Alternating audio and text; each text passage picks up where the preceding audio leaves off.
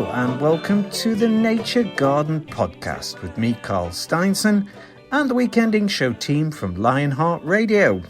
In this episode, Tom Pattinson's looking at shrubs and options for your garden of all styles and sizes of shrubs. Tom Cadwallender's along the leafy lanes of Lesbury, observing the comeback of a beautiful finch. And Steve Lowe's out and about on the beach. He's got a canny life, that chap. And we've got tulip bulbs, desperate times, and how silver plates could foil plotters. We welcome back Tales from the Hovel. And we've got some top tips for the garden from Tom P. All coming up on the Nature Garden Podcast.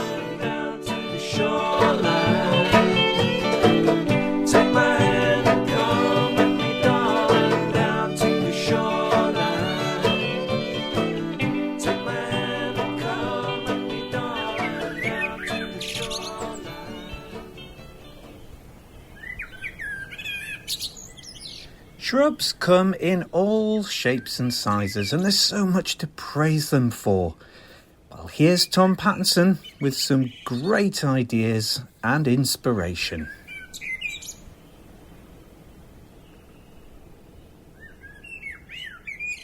I get quite a lot of questions about trees and shrubs, pruning of them, when they'll flower, what's wrong with them. So I thought I'd just like to say a few words about shrubs in particular this time. I love them in the garden because they attract birds.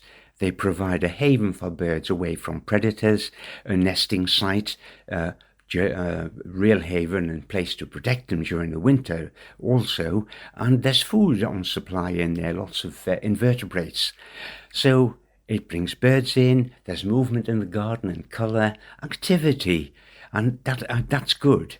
I like the idea also that they filter the wind.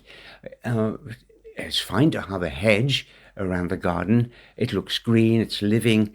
If you have a fence around, a solid fence or a wall, that's good as well, but it creates turbulence. The wind comes, hits it on the outside, flies over the top and creates turbulence on the inside where your plants are. The hedge filters the wind and it can be calmer inside. Depends upon the type of hedge, of course, and the height it is. But I also love the form that it gives, a structure within the garden or through all the seasons. Now, it can be an ornamental feature, flowering. For example, a fairly common sight is a forsythia hedge in spring, flowering all the way along. And that's the springtime. Another one, good choice, and it's fairly used a lot around here. I see it near the seaside at least. The rugosa rose, which flowers about June, and then July into the beginning of August, and then the hips are starting to form. Different size and shape of rose hip, fruiting capsule, depending on the variety you chose or the cultivar. So they attract birds as well, of course. So it's a win-win with those as a hedge. If there's some site beyond the garden that you don't like, a feature, then get it used as a screen, something of that nature. But I repeat myself. We have currently Berberis darwinii, and the fruits are just starting to form on that, the purple fruits. The birds will take them fairly quickly. The cotoneaster, or cottonista, as some people call them in the countryside, whatever you care to call it, it is flowering at the moment, and there's lots of super varieties, and those fruits will be ready, the berries, for the birds sooner or later. Also flowering at the moment, by the way, is the holly, the ilex. And this is a good time of year, May, when it's flowering. If you haven't been getting fruits on and you're wondering why, get a hand lens and look at the flower. And if it hasn't got the female part on, because you get male flowering hollies, and you get female flowering hollies, and some with the male and female reproductive parts in the flower. So look at those under a hand lens, and if you don't have a pistil in the middle, the female structure, you're not going to get any fruit, so do something about it. Okay, moving on.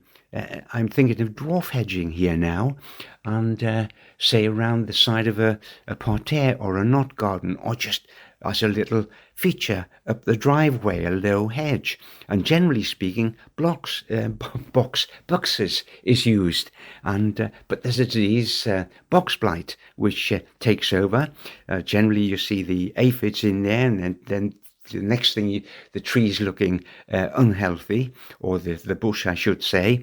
So people have been pulling out their box blight affected hedges. What are the alternatives? Well, there's a dwarf holly called Ilex crenatum. It just grows to about 30 centimetres, 60 centimetres, 2 feet if you let it go, but it's slow growing. It has berries, of course, fruits at a certain time of year after the flowers have gone from it, but it's slow. A faster growing hedge, but still dwarf, if you can keep it dwarf by pruning it, is Lonicera nitida. That's there can be a green one, but I have a lovely golden one, which is called Baggerson's Gold.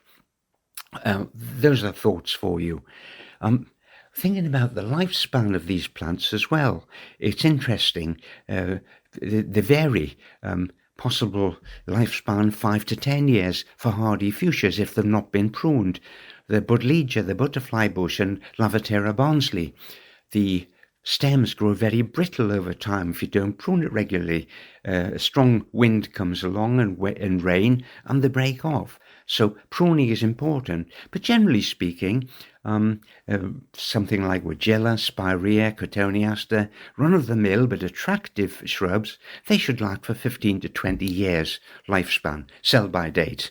But of course we get round that by propagating stem cuttings, softwood stem cuttings, hardwood stem cuttings in the garden.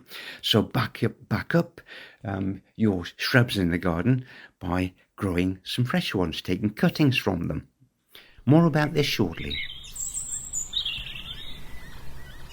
You may hear a kind of strange wheezing noise around the Aln estuary at the moment, but it's not Tom Cadwallender on his daily walk. No, it's actually a fine feathered finch whose numbers are growing, and if you listen out, you might have one nearby. Feeding birds in the garden really is a good way of getting up close and personal to some of the more common birds that we see around the place, the smaller birds that we see around the place. And it's become quite a big deal actually over the decades, in fact. And yeah, we all kind of are sympathetic during the winter time to feeding birds, but a lot of people will feed during the summer as well. And you can get a chance to attract some really quite interesting species into your garden, and none more so than the kind of group of birds that I want to talk about now. And now they are the finches. And probably one of the most notable ones that we see is the greenfinch. Now, the greenfinch is quite a subtle coloured bird. It's quite a chunky bird, actually. It's about the size of a house sparrow. The females are really quite motley and streaky, green and brown and stuff. But the males have quite a subtle kind of grey plumage across the head, and both have got quite large green flashes in the wings and the tail, but the male green flashes really stand out. They're quite something. And of course the finches, so they have quite big conical bills compared to the body size, of course, because they feed on seeds mainly. But there is a period of time during the course of the year where they need a good source of protein, quick source of protein to feed their young, and they will feed on insects at that point. But mainly they're seed eaters. Greenfinches have gone through quite a checkered history. They've gone through a number of declines for a variety of reasons. But most recently, there's been this parasitic-induced disease, and it's trichomoniasis. And it's quite an awful thing because it stops the birds from feeding properly. They have difficulty in swallowing, and they've got heavy breathing. And they're lethargic, their plumage gets fluffed up as well. So, if you see any of these sort of signs in some of the birds that have been in your garden, be quite concerned about it. And really, one thing you should do is to stop feeding for a couple of weeks, and then hopefully it will pass through. Because the parasite itself doesn't like to live outside of the bird or the host, if you like. And so you need to be a bit careful. And one way of kind of preventing that from happening is actually just is to have to employ kind of good quality hygiene. Make sure that your bird feeders are clean and tidy on a regular basis, and make sure the bird baths are clean on a regular basis, because the parasite is transmitted through food and through water. So if you adopt good hygiene, it's going to hopefully make a difference. And also move your feeding station around the garden so it prevents the kind of the build up in that particular area. But greenfinches are great. The old name for greenfinch was a green linnet, and linnet is another finch, but we'll not talk about that today. But yes, a green linnet, the commonest sort of bird that used to be held in captivity. And you all remember the old cock-linnet sort of song. My old man said, "Follow the van," sort of thing, with the cock-linnet. Well, yes, greenfinches do have a song, but it's quite a different one. Their song is more of a wheeze, and they'll have a little chattery bit, but they'll wheeze just as a call. And I know, walking through the home village of Lesbury during a certain time of year, sort of into early April, and you can hear greenfinches. They're everywhere. They're quite common generally, because they have gone through this decline, but the population is rebounding and it's coming up quite nicely. But you can hear them wheezing, and I always joke to folks to say it's like a sanatorium here with all this wheezing going on here, this heavy breathing. But yes, it's just the greenfinches really. But this disease, this trichomoniasis, is quite an awful thing, and it does affect other species like chaffinch, and chaffinches currently are going through quite a significant decline because of it, whereas greenfinches have kind of rebounded from it, if you like. But the greenfinches were and really are red listed because of their major concern of their populations, conservation concern, I should say. But yes, it's once one heavily kind of used in cage birds, but they're used they're not sort of kept in captivity any longer. But I mentioned the chaffinch, and I'm not sure if you're aware of what chaffinches look like, but the male's chaffinch is quite something.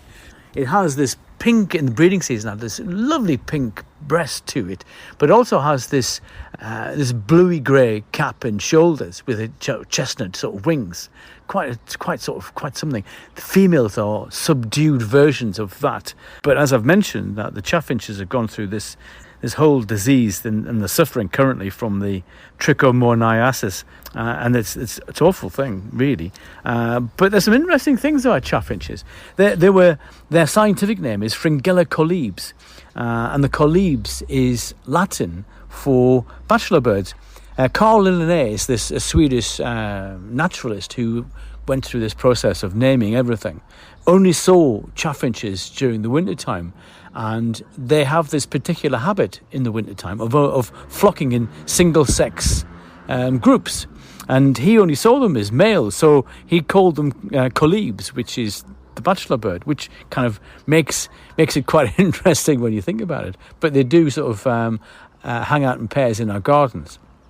But the other thing about chaffinches is that they have, there's some great studies, and they've found that they have this wonderful regional accent thing. So birds in the UK have a different accent to the birds that are in Scandinavia, for example. So they are identifiable. It's quite interesting that is the case. And during the winter time, we do see continental chaffinches coming across the North Sea, because they are partial migrants. It's hard to imagine that, but they are partial migrants, and they will come across the North Sea to supplement the UK population. So a number of the UK birds will actually move out and away down into the south, and possibly even cross the channel into northern Europe, continental Europe, to overwinter, and that their space will be backfilled by chaffinches, and they will come into our gardens quite commonly. I now want to sort of mention goldfinch. Goldfinch is an incredibly attractive bird if you're aware of them. They have this wonderfully vivid green flashes in their wings, and again they're slightly smaller than chaffinches, and which makes them slightly smaller than greenfinches. and they have these great green yellow flashes in their wings, which makes them incredibly attractive and incredibly noticeable. But what makes them even more noticeable is the red faces they have, and you can sex them quite with practice. The male goldfinch, the red goes behind the eye, whereas in the female it stops just in front of the eye. So they have these red faces. The juvenile birds don't have this red face at all. They don't gain that until kind of late on in the year after they've gone through their first molt. But the goldfinch is sometimes old name for the goldfinch was the thistle finch, because of their habit of feeding on thistles. It's quite interesting that the scientific name of goldfinch is Cardulus, and Cardulus is the Latin name for thistle. So there's been this great close association with thistles eons through time, and the old name of goldfinch, or a slang name for goldfinch, was used as a slang word for wealthy people back in the 18th century. But the other little sort of sneaky thing about goldfinches is that the male has a slightly longer bill and a slightly thinner bill than the female, and that allows them to feed on teasels. You hardly ever see females feeding on teasels. Which is a big statuesque plant and this big sort of globe on the end, which holds all the seeds, and which is a big favourite of these goldfinches. So the females cannot feed on teasels properly until it becomes incredibly ripe and the seeds will open further, which is quite interesting. But the collective name for goldfinch is a charm. A lovely expression, a charm of goldfinches, and they chat away. They're quite charming, in effect. But actually, the word charm is a derivation of chirm, which is again, it's an Old English word, describes the twittering sound of the goldfinch, and you will hear them. They're still in flocks currently, which is kind of at the end of April, early May. And so, yes, the charm is actually a derivation of the Old English chirm, which is a way of describing their song. Quite something, quite charming in effect. But the other finch that we see coming into our garden, or one of the other finches, is the bullfinch. The bullfinch is like a chaffinch on steroids. It's really big and butch, but big in terms of a finch. They're slightly bigger than chaffinch, but they have this big chested effect, this front heavy effect, and big strong necks, which gives it its name.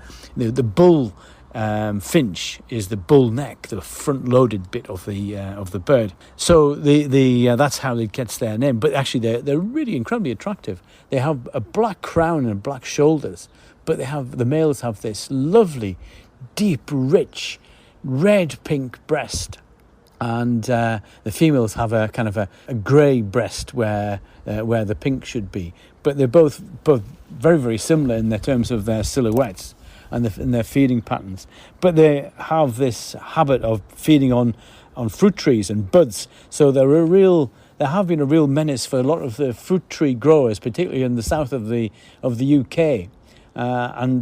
Yes, even back in the days of the 16th century, when Henry VIII was on the throne, he introduced an Act of Parliament trying to kind of control the activities of bullfinches. So yeah, there was a bounty. There was 1 penny was paid for every bullfinch that was either trapped or killed by the general population, to try and save the fruit trees, or at least in his eyes, trying to save the fruit trees. We do have northern bullfinches visiting us during the winter time, but they're really quite uncommon, and they're slightly bigger than the regular bullfinches that we see in our gardens. But the other thing about bullfinches is that you'll notice when they fly away, you'll see that they have a little white rump as well, which kind of stands out. But I want to go back a little bit to the green finches. There is a small green finch, and it's the smallest of the UK finches, and that's the siskin. Now, this one is really a wild finch that breeds in the UK. And they breed in conifer plantations of the kind of the uplands and outlying areas. That's kind of why they're known as the wild finch. But they're superficially like green finches, but they're slightly smaller. And the male siskin has a little black cap to it, and it's a lot more yellow in it than our kind of regular green finches, which makes it kind of slightly different. And you'll recognise them. The females haven't got the black cap, but they still retain some of the yellow in their plumage. But their garden use is much more limited than the greenfinch, but they will call in. They're huge migrants, actually. The birds of the northern forests in the UK will actually move south during the autumn and spend their time down there. And during the kind of early spring through April, for example, they'll be seen in gardens in northern England in quite large numbers, and sometimes there can be in hundreds of them in our gardens. Whereas in certain times of certain years, they can be when the populations have got to such a point. But there's an interesting thing about them. There's quite a lot of study being carried out that they feed and breed in these plantations, which are largely Sitka spruce. And their garden usage is more prevalent during times when it's either wet and prevents the Sitka seed cone from opening. So they can't feed on them, so they're pushed out into our gardens. Or there's a poor Sitka seed crop, so their food source is incredibly limited. So they will then use our gardens. So that's when we see them more commonly. But yes, so they are a wild finch. They are smaller than a green finch, but they are just as attractive, and they're really quite nice. Really super to look at. So yes, there's a little look at a few of our common finch species that come into our gardens, and if you get a chance, really it's worth studying. And they've gone through a lot of persecution over the years. All of these finches have been kept in captivity. They've been trapped over the years for their song, because they have a charming song, but also they've gone through a lot of difficulties because of disease, and this trichomoniasis disease has really caused them an awful lot of problems, particularly the greenfinch and the chaffinch. As I said, the greenfinch has got through it to an extent, but the chaffinch is really going through a big decline, and it's awful, really is awful. But on the positive side, they're wonderful to see in our gardens, and we should enjoy them, because they are absolutely fabulous, and the calls they make, the songs they make are wonderful. Really part of the fabric of our lives, and you'll hear them in the countryside as well, not just in our gardens. But yes, it's good to have them in our gardens. So there we are, the finches, a great set of birds, wonderful birds. Gan canny, folks.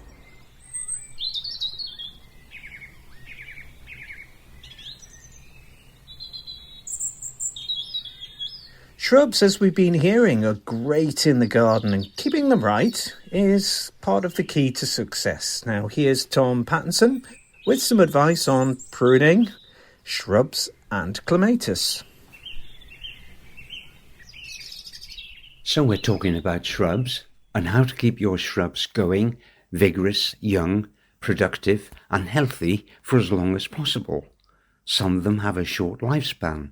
You can extend it by regular pruning, whether it's a traditional garden shrub or whether it's shrub roses, anything of that nature. So when do we prune? Well, wouldn't life be lovely if for one day of the year or for a whole week of the year you could spend pruning every single shrub and tree in the garden and everything would be rosy? But it doesn't work that way. You prune them in line with when they flower. For example, deciduous trees and shrubs that bloom before the end of May, that's those in winter and those in spring, you prune them as soon as the flowering's finished for the year. Similar thing, deciduous trees and shrubs that bloom after May, that's June, July, August through the summer, you prune them between January and March. And don't wait until new growth starts. You see, some shrubs flower on wood stems that were produced the previous year, and some of them flower on wooden stems that just start growing with the spring growth. Now you've got that in your head, what are you doing when you're pruning? Well, first of all, we're not just going at it with, I'll make it shorter than it is at present. You first look at all the dead wood, Because most shrubs, when they've been planted for a year or two, even young ones you're planting, have a bit of dead wood in, perhaps dieback. Well, you get rid of that first. And then if there's any damaged or diseased stems, shorten those as well. Next up, look for weak growths, very thin growths that aren't going to make much of a stem and aren't going to produce much in the way of flowers. Get rid of those as well. If it's something that's been grafted onto a rootstock, a plant, a shrub, then if you see suckers coming from the rootstock, well, that's the wild version of it. That was there to encourage strong roots. That's not what you want, so get those out from the source, remove them from the source. That's when you start pruning and reduce the growth on each of the plants you're dealing with. Clematis don't really come under the heading of shrubs, but people will say to me quite often, when do I prune this clematis? When do I prune that clematis? And there's a little rhyme which I'd like to share with you. You've probably heard it before, and it goes, those that flower in May and June, you should hardly ever prune. Those that flower all summer through, prune them hard, that's what you do. Which means that the clematis which are flowering now, Clematis montana, the beautiful pinks of Montana, some have a lovely fragrance, there are different strains of them, but they are there. They're flowering beautifully at the moment, in May. Those, you'd hardly ever prune them, unless you needed to shorten the growth. And you certainly wouldn't prune them in the winter period, because if you do that, you're cutting out the wood that would flower now. That's a simple thing for clematis. Those that flower all summer through, that's those that go from July, August, September, generally speaking, large flowered varieties, and smaller flowered varieties do it well, but large flowered varieties. Those clematis, at this time of year, all that is left is probably 2 or 3 meters of growth from last year, shriveled. But you'll see shoots starting to appear lower down the stem. So you prune them hard, that's what you do. Go down the stem from, even if it's 2 meters high or more, go down and see something about 60 centimeters up to 1 meter, where the shoot's definitely coming, and prune down to there. And they will send up new growth, which will flower throughout summer. That's fairly straightforward. Rest of it, if you're going to, say, prune something like a flowering cherry, flowering cherries are best pruned in late summer, because if you leave it into winter, the silver leaf disease, which is a debilitating disease which attacks plums, that may gain entry. So plums as well, of course, plum trees, don't prune those going into winter.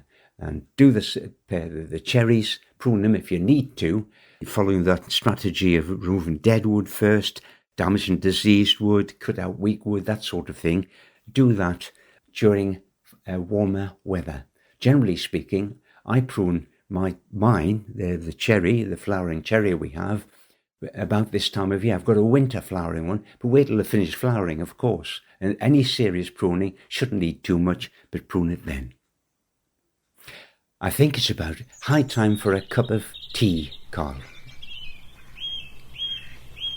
Ah, yes, tiptoe from your pillow to the shadow of a willow tree, and yes, tiptoe through the tulips with me. And on that note, let's welcome back John and Dean from the Alnwick Poison Garden for the latest instalment of Tales from the Hovel, featuring tulips and the terrors of war and the protective properties of silver.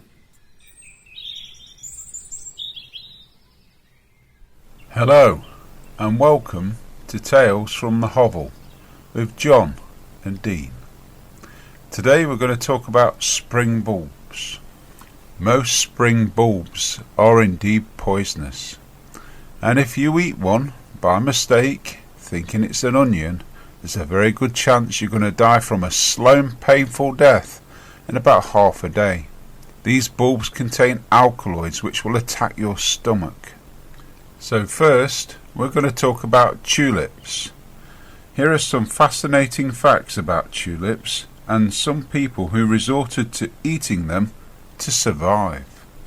Tulips are ornamental flowers with thousands of varieties contained within more than 50 species. Tulips are grown from bulbs, which are like seeds that typically have a maturing for at least 2 years. Tulips are honoured in annual festivals all over the world, including Turkey, India, the Netherlands, and several US states. Although tulips are associated with vast fields and windmills in the Netherlands, they originate in Western Asia. They were eventually cultivated in Turkey and then imported to the Netherlands in the late 1500s.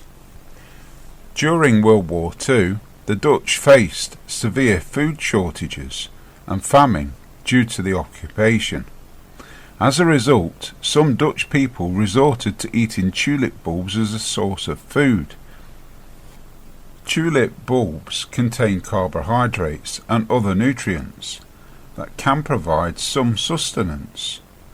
Although not nutritionally sufficient for long-term survival, they offer a temporary source of calories and nutrients during the famine. The bulbs would normally have been poisonous, but as the bulbs had been harvested more than a year before and not replanted due to the war, they had dried out. This process had removed most of the poison. It is important to note that while some Dutch people resorted to eating tulip bulbs during the war, it was not widespread practice. The consumption of tulip bulbs was as a result of extreme hunger and desperation caused by the occupation. Of course, in history, spring bulbs were used to poison people. John's going to tell us about a way that people have found to help protect themselves from this. So in a world where the threat of poison loomed large over every banquet and feast, one element shone brighter than the rest as a beacon of safety: silver. Silverware with its elegant sheen was not just a mark of wealth and status, but was also believed to be a detector of poisons. The belief that silver could change colour or tarnish upon contact with toxic substances made it a prized possession in the dining rooms of the powerful. This feature was thought to offer an additional layer of protection against assassination attempts, turning every meal into a less perilous affair. So, does silver actually react to poison, or was this just superstition? So that's quite an intriguing aspect. While it's true that silver can tarnish when exposed to certain sulfur-containing substances, the idea that it could reliably detect a wide range of poisons is more myth than reality. However, this belief was strong enough at the time to influence dining customs for centuries. The use of silverware as a symbol of both luxury and safety illustrates the lengths which society will go to protect itself from the invisible threats of poison. It's a vivid example of how the fear and elegance can intertwine, shaping customs and manufacturing practices. Beyond its purported protective qualities, silverware became a staple of fine dining, a symbol of sophistication and civilization. Its enduring legacy is seen in the rituals of modern dining, where the glitter of silver cutlery continues to signify a special occasion, albeit with less concern for poisons. So, while the fear of poisoning may have diminished, our love for silverware persists, carrying with it hints of its protective past. Exactly. So the story of silverware, from a guardian against unseen dangers to a marker of social standing, reflects our changing relationships with food and fear. It's a reminder of how traditions evolve, blending the practicality with prestige, and how the relics of the past continue to shape our present. As we set the table today, we're not just laying out utensils, we're laying out history. A story of survival, elegance, and the human desire to find beauty and safety in our everyday lives. So next time you polish your silverware, remember it's not just about the shine, but the stories it carries within. So, rhetorically, I'm sort of wondering whether silver itself has any sort of antibacterial properties, as silver nitrate is used in water treatment. But I'm also wondering, is it in our subconscious because we see something that's shiny that makes it think that it's clean. Yeah, I think absolutely. Whether it's silverware or your countertop, where it's done with metal, you give it a wipe, it's shiny, you assume it's clean afterwards. And you can see any little mould or anything that's going to tarnish the look of the nice clean kind of metal surface. And whether that's actually on a silver utensil.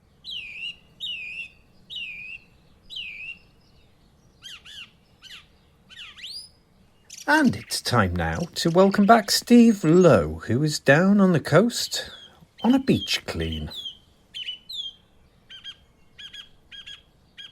Well, it's the 1st of May today, May Day, and we're on the beach, and it's, I'm afraid, not brilliant. It's really cold. There's a sea fret on. The tide's it's quite bulky, to be honest with you, and you can probably hear the breakers. But we're doing a beach clean today with the Rivers Trust and with Skillmill, and we've done pretty well, to be honest with you. I've had a number of members of the public that have actually joined in a little bit.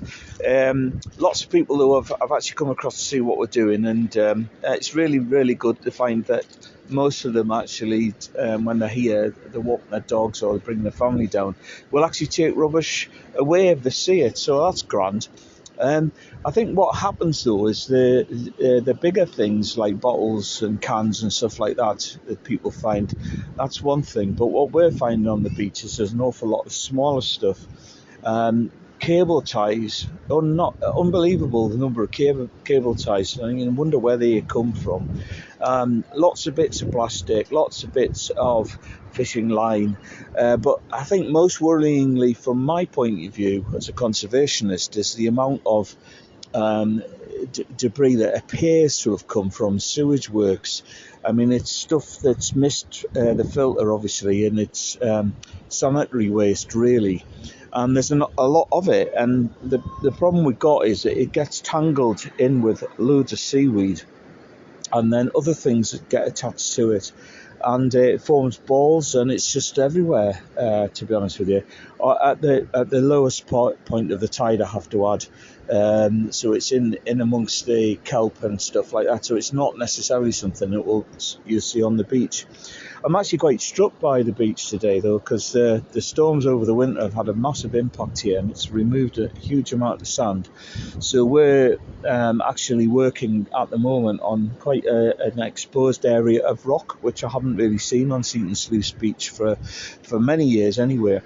And although it's a dull day, there's quite a lot of bird activity off the shore. I've seen a couple of gannets, and I've also heard terns, so they're obviously back.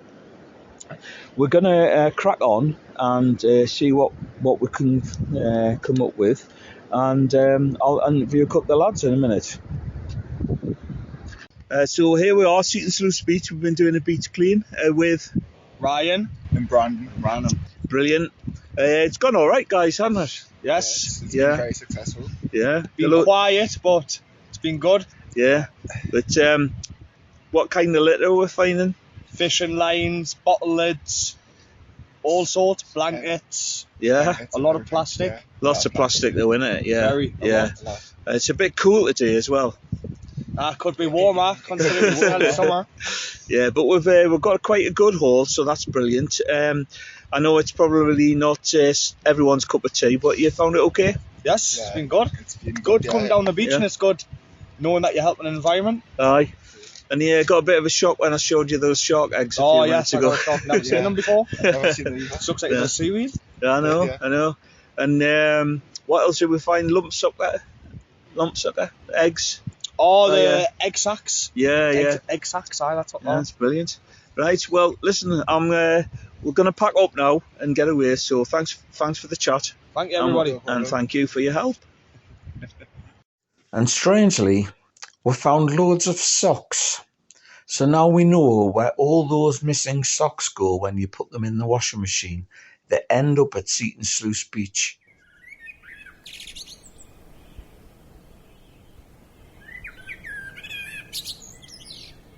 And to the sound of War Blackbird, here's Tom with some things to be getting on with in the garden?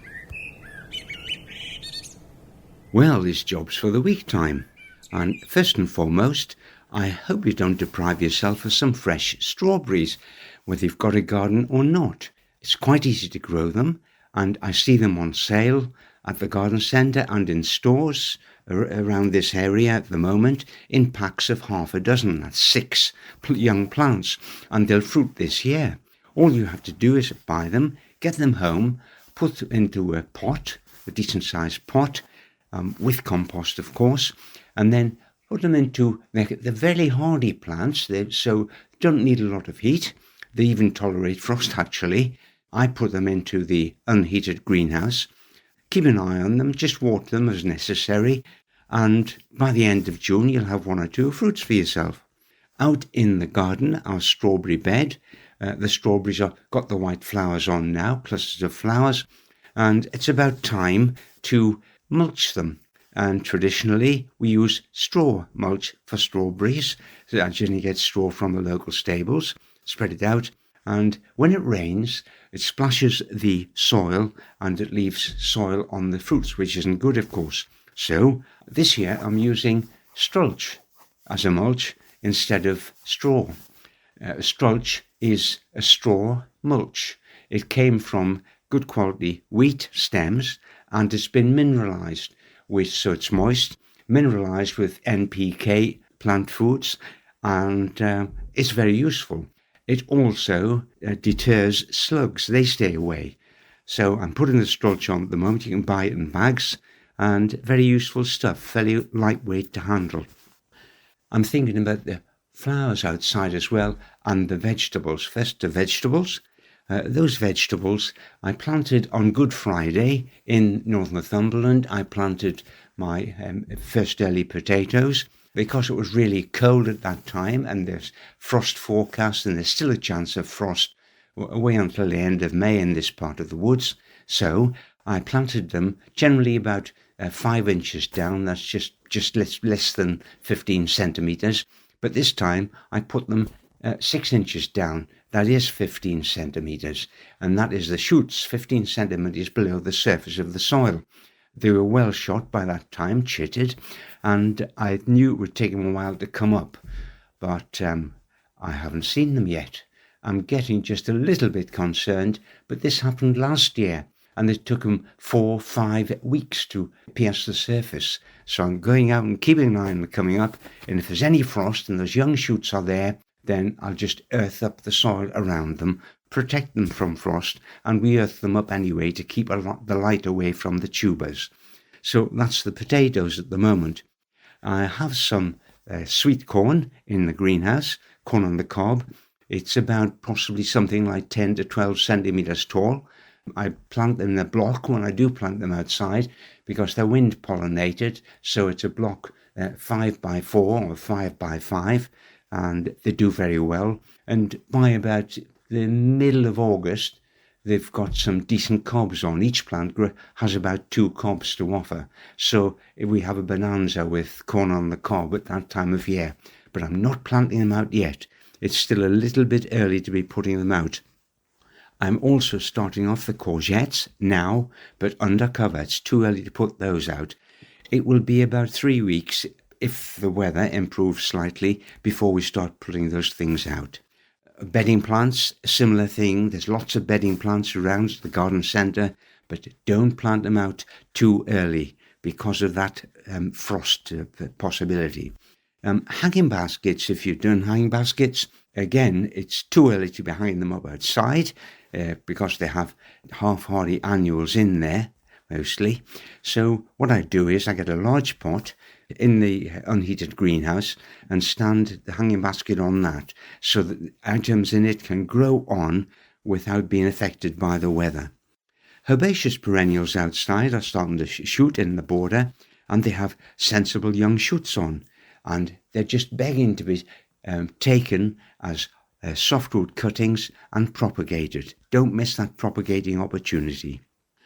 Whatever else you're doing this weekend and the coming week, enjoy your gardening.